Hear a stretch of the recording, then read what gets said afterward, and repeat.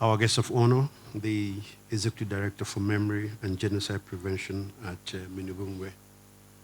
Families, members of families and friends of all our UN colleagues, we honor and remember today and commemorate their passing.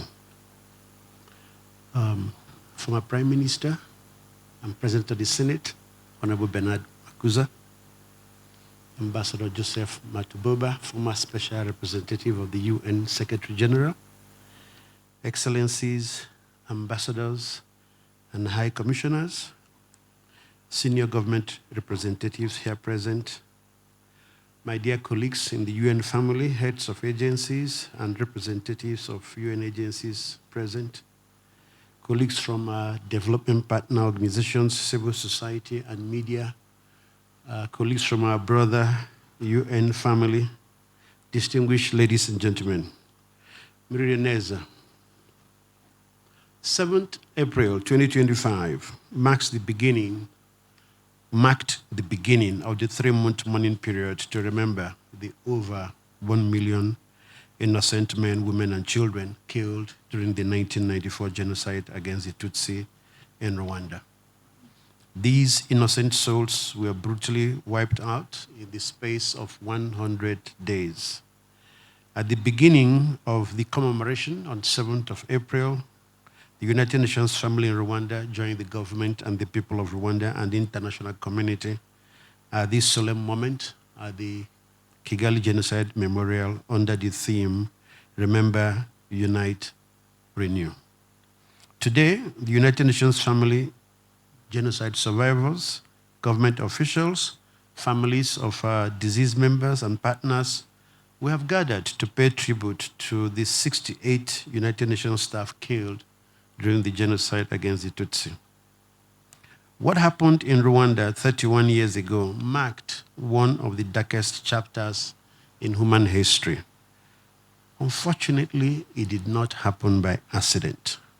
Neither was it unforeseen or unpreventable. This nation was failed and abandoned.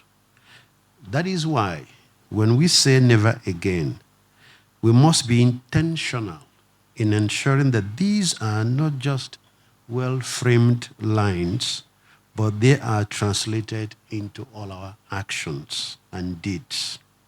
Remember that in making never again a reality, each step then counts. Everything we do becomes important, no matter how small it may seem. So let me take this moment to appreciate the government and the people of Rwanda, represented here today by the Executive Director for Memory and Genocide Prevention, Ms. Verendranda Ingabire, our guest of honor. Without the visionary leadership of the government, which chose unity over division, reconciliation over hate and grudge, this country would not have been able to recover and be the pearl that it is today.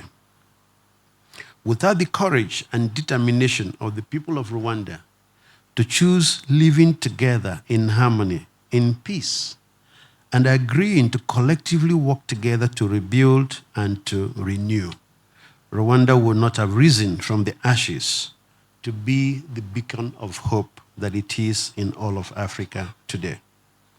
Together, Rwandans have made it an inspiration, not only for the continent, but for the world at large, which remains divided by conflicts in many corners.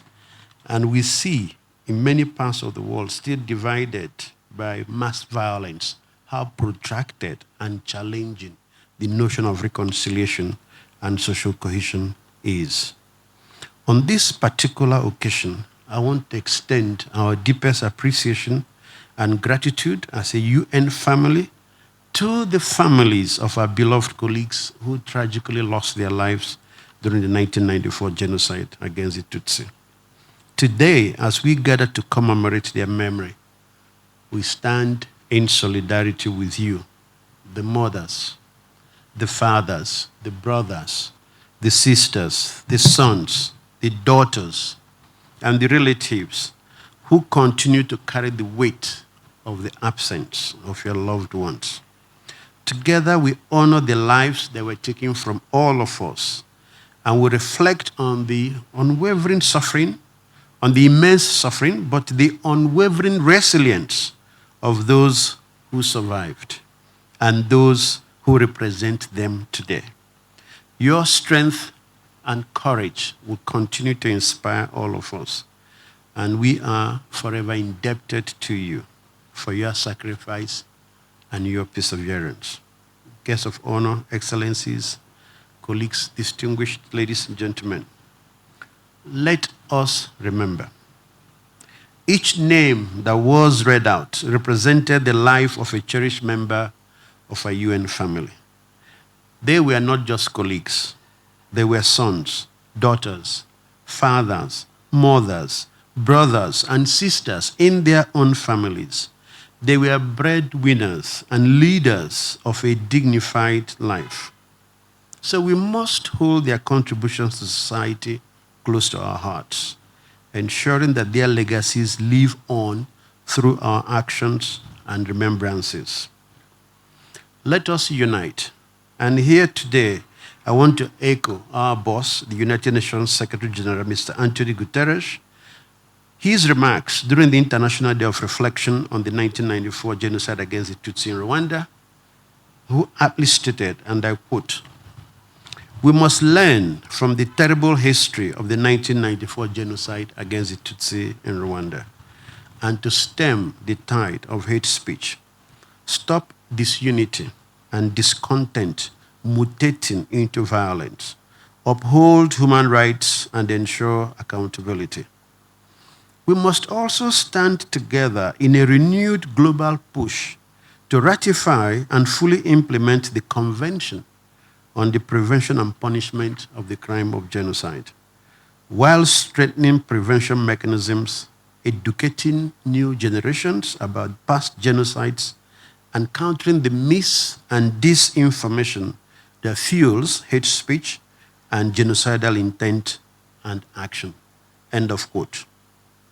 Let us renew our commitment to work together, our collective commitment to work hand in hand across government, development partners, civil society, and the private sector is key to ensure that Rwanda's socio-economic progress not only continues, but accelerates, lifting all Rwandans and leaving no one behind.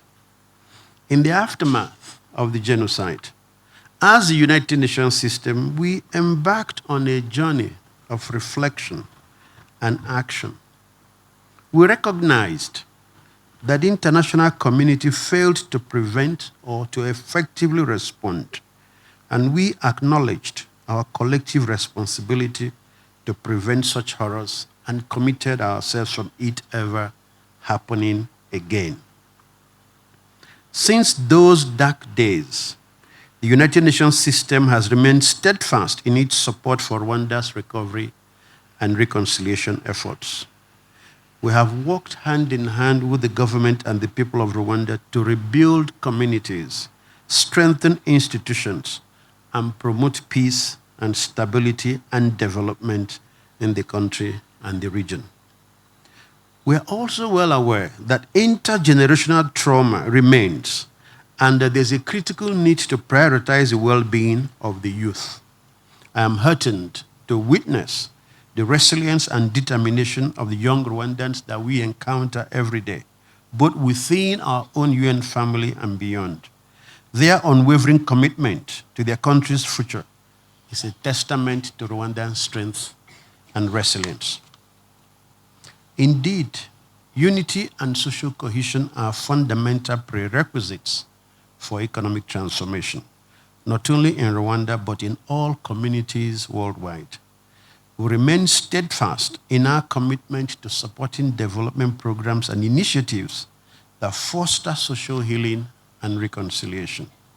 Collaborating closely with the Ministry of National Unity and Civic Engagement, we are dedicated to promoting unity and reconciliation. Through the work of various UN agencies, we will continue to work alongside communities to support grassroots social healing efforts, recognizing the invaluable role that local initiatives play in fostering lasting peace and understanding. So today, guests of honor, excellencies, colleagues, distinguished ladies and gentlemen, together let us reaffirm our commitment to building a future where the youth of Rwanda and beyond can thrive in a society marked by unity, compassion, and mutual respect. And as we pause to reflect on the past, we must also look to the future. The lessons learned from the 1994 genocide against the Tutsis serve as a stark reminder of the consequences of hatred, intolerance, discrimination, exclusion, and indifference. We must remain vigilant in confronting the root causes and drivers of conflicts as well as violence. During the national commemoration event on 7th April this year, I listened closely to His Excellency President of the Republic, Paul Kagame, talk about the strength of Rwandans to live in the cruel present and the dark past, and his message resonated with all of us in the UN family very deeply. The messages to us all refer to the power of resilience and action when we are faced with hate and conflict. And as we know, there is no template by which a society that has experienced mass violence recovers and transforms. It's almost like it's experimentation, forward movement and backward movement. But the vision must be clear. A vision to a united, inclusive, prosperous society where no one feels excluded or discriminated against. Going forward, the UN in Rwanda reiterates a strong commitment to both the government and the people of Rwanda, not only in fighting against genocide, but also in contributing to peace and reconciliation, to the Rwanda we want and the Rwanda we deserve.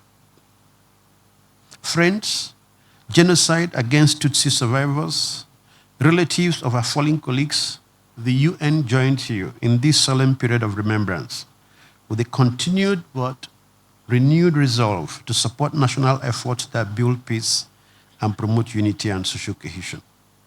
We owe this much to our fallen colleagues. We owe it to Rwanda and the Rwandan people. And we owe it to ourselves as friends of Rwanda and international development actors. I thank you for your kind attention. Murakoze Chene, Turukimwe, Mukomere, Tuibuke, Tuyabaka. Thank you very much.